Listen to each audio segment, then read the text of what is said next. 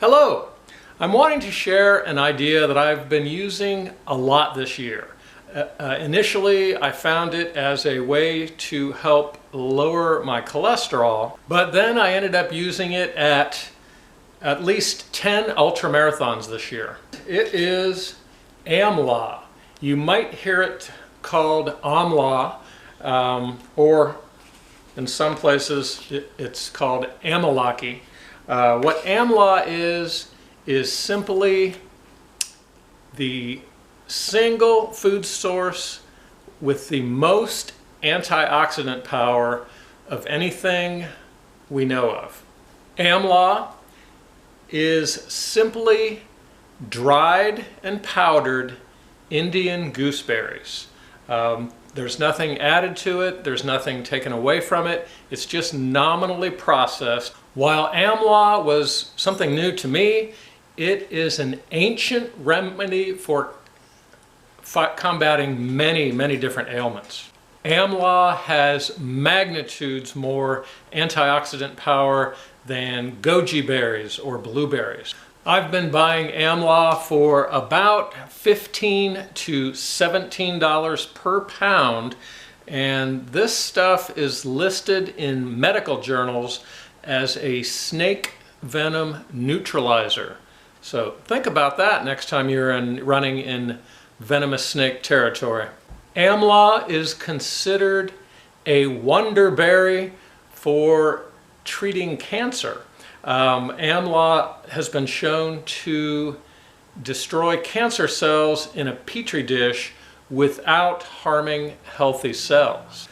Nutritionfacts.org has several videos that get into more details about Amla. So I will include those in the video description below. Just 3/4 of a teaspoon of Amla worked better than a leading diabetes medication for managing blood sugar levels. Amla has been used safely for hundreds of years. The only side effect I know of is the sour taste, which I happen to like. Just a half of a teaspoon of Amla per day over just 3 weeks was shown to lower cholesterol by total cholesterol by 35 to 40%. Half a teaspoon of Amla per day, you're looking at pennies or nickels per day. So I don't think most doctors have ever heard about this, or pharmacists, but there's not much money to be made in it, so you probably won't hear about it. Now, Amla allegedly has some amazing healing properties, but I 100% agree with Dr. Greger that it is better to prevent the symptoms of chronic diseases with a whole foods, all plant source diet, or at least as close as you can get.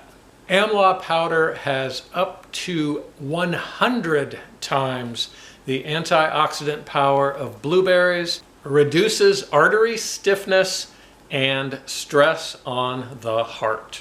For me, using Amla was a no-brainer. Each morning I tend to have oatmeal, so up to a teaspoon per morning goes in my oatmeal with non-dairy milk and usually some fresh fruit. Sometimes I mix it in with smoothies or with hot tea. If I'm going to take a water bottle to go someplace, some cold water, ice, a little bit of fresh lemon juice, and some Amla powder is very refreshing on a hot day. I've found it very easy to get this stuff down. And for ultramarathons, what I typically do is mix some soft flasks with either water and lemon juice with the Amla powder, or I'll take soft flasks and simply put the Amla powder in them and carry them around to a remote aid station to have aid station fluids mixed in with it. One of my favorites at an ultramarathon is hemp milk mixed with the Amla powder.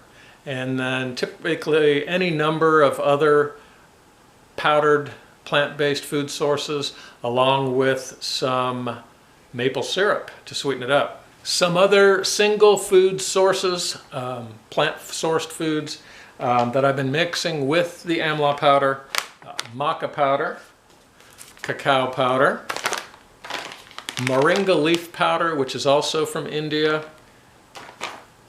and beet powder. There are many others. These are just a few. In ultra running or really any other endurance sport, one of the concerns amongst scientists and doctors is the oxidative stress. So by my way of thinking, introducing Amla, which is by far the highest antioxidant single food source, it only makes sense. So check it out, do your own research, experiment with it if you care to.